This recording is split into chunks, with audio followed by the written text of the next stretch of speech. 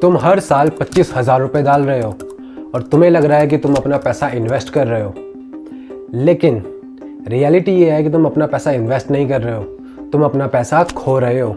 नहीं भाई, LIC है, सेफ है और मैच्योरिटी पर रिटर्न भी मिलेगा। सूरज, सेफ तो है लेकिन इसमें ग्रोथ नहीं मिल पाती। भाई अगर ये इंश्योरेंस इतनी ख़राब है तो सब लोग क्यों लेते हैं? मेरे पापा ने भी ली है, मेरे रिलेटिव ने भी ली है, सब लोग यही तो लेते हैं। सूरज, वो गलत नहीं है, लेकिन उन्हें समझ नहीं आ रहा होता कि उनके लिए क्या सही है। वो बिना रिसर्च किए अपनी इंश्योरेंस ले लेते हैं और यही सबसे बड़ा कंफ्यूजन होता है सूरज, जिसकी वजह से उन्हें प्रीमियम ज़्यादा देना पड़ता है। इंश्योरेंस का काम क्या है?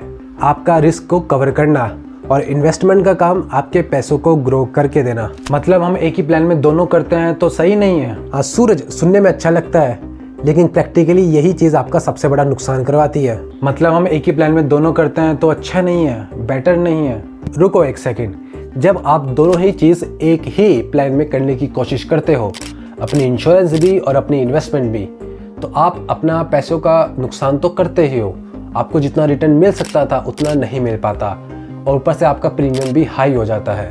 आपको अपना पैसा इन्वेस्ट करना है या फिर इंश्योरेंस लेनी है, इस चीज़ की क्लैरिटी खत्म हो जाती है अगर आप दोनों एक साथ लेते हो। अभी सबसे इम्पोर्टेंट बात बताने वाला हूँ, चलो एक एग्जाम्पल से समझते हैं। मान लो तुम्हारा प्रीमियम है 25,000 रुपये साल का और तुम 20 साल तक अपना पैसा देते हो। तुम्हारा जो इन्वेस्टमेंट अमाउंट है वो हो जाता है 5 लाख रुपए और मैच्योरिटी पे तुमको कितना मिलता है? 8 से 9 लाख रुपए। बस आकाश भाई, इतना ही मिलता है? ये तो बहुत कम लग रहा। सूरज, तुमने 20 साल का प्रीमियम भरा है। अगर तुम इन्वेस्टमेंट के पर्पज से देख रहे हो तो FD में तो 10 साल में ही पैसा डबल हो जाता है, यहाँ तो वो भी नहीं हो पा रहा।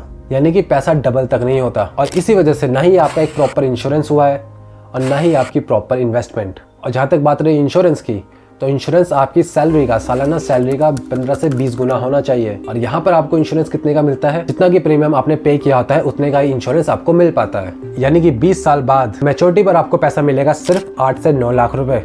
यही सबसे बड़ा कंफ्यूजन है और इसी वजह से मिडिल क्लास लोग डिसाइड नहीं कर पाते कि उन्हें इंश्योरेंस लेना है या इन्वेस्टमेंट लेनी है। एक्चुअल में अगर इसका हम IRR देखें, यानी कि इंटरनल रेट ऑफ रिटर्न, तो वो लगभग 5 से 6% का होता है, जो कि लोग करना भूल जाते हैं। अच्छा जी, मतलब मैं तो ये सोच रहा था कि मैच्योरिटी पर मुझे अच्छा खासा इंटरेस्ट मिलेगा, मतलब उस लेवल पे मेरा पैसा ग्रो नहीं होगा। और सूरज, सिर्फ इतना ही नहीं, तुम अपना प्रीमियम 20 सालों के लिए पे कर रहे हो।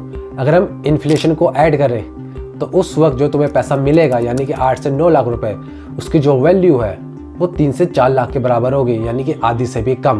वैल्यू आधी हो जाती है सूरज। अब पता चल रहा है ना कि रियलिटी में ये काम कैसे करता है। अब मैं जो बोलने वाला हूँ पूरा का पूरा गेम बदल देगा। सूरज, मान लो खुदा ना खास्ता अगर कल को तुम्हें कुछ हो जाता है और तुमने अपना टर्म इंश्योरेंस ले रखा है, तो तुम्हारी फैमिली को मिलते हैं 1 करोड़ रुपए, जो कि तुम्हारी सैलरी का 15 से 20 गुना होता है। वहीं अगर तुमने कोई दूसरी पॉलिसी ली होती तो तुम्हारी फैमिली को इतना पैसा नहीं मिल पाता। और ये तुम्हारी करंट रियलिटी है सूरज। और अगर तुम 20 साल जी जाते हो और वो प्रीमियम डालते रहते हो तो तुम अपने पैसों का नुकसान कर रहे हो, क्योंकि अगर उतना ही प्रीमियम तुमने अगर किसी म्यूचुअल फंड में डाला होता तो वो नियर अबाउट 12% से ग्रो करता, जो कि तुमको एक अच्छा खासी पैसा बना के दे सकती थी, जो कि अब नहीं मिलेगा क्योंकि तुमने वो स्मार्ट प्लानिंग की ही नहीं। पर फिर भी भाई, लोग इसे इन्वेस्टमेंट की तरह क्यों ट्रीट करते हैं? सूरज, मिडिल क्लास लोगों को क्लैरिटी नहीं, कन्वीनियंस बेचा जाता है सो दैट वो हाई प्रीमियम पे अपना इंश्योरेंस खरीद सके। ये करके तुम्हें सेफ तो फील होता है, लेकिन एक्चुअल में तुम्हारा पैसा लॉस में जा रहा होता है। क्योंकि सूरज, इस तरह के प्लान को बेचना आसान होता है।